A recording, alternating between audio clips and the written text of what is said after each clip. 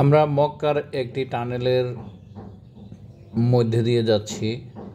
মক্কাতে নির্মিত টানেল রাস্তাগুলি শহরের পার্শ্ববর্তী এলাকাগুলোর সাথে সংযোগ স্থাপন করে এবং যানজট কমাতে সাহায্য করে, বিশেষ করে রমজান মাসে যখন হজযাত্রীদের ভিড় হয়।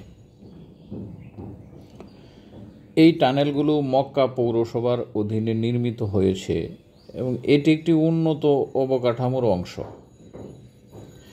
হারাম শরীফ ও শহরের পার্শ্ববর্তী এলাকাগুলোর সঙ্গে সংযোগ উন্নত করা এবং যানজট কমানোর উদ্দেশ্যে টানেলগুলো নির্মিত হয়েছে। পাহাড়ের নিচ দিয়ে পাহাড় কেটে তৈরি করা এই নান্দনিক টানেলগুলির মধ্যে আবু বকর আল সিদ্দিক টানেল অন্যতম।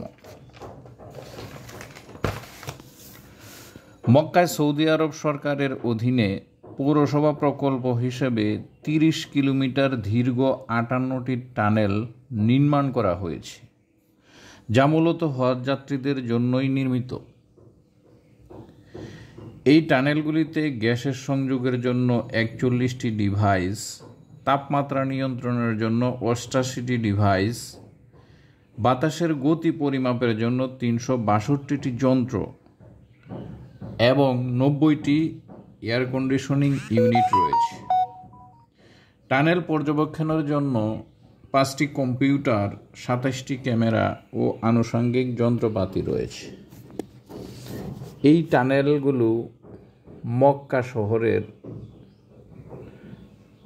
চারদিকে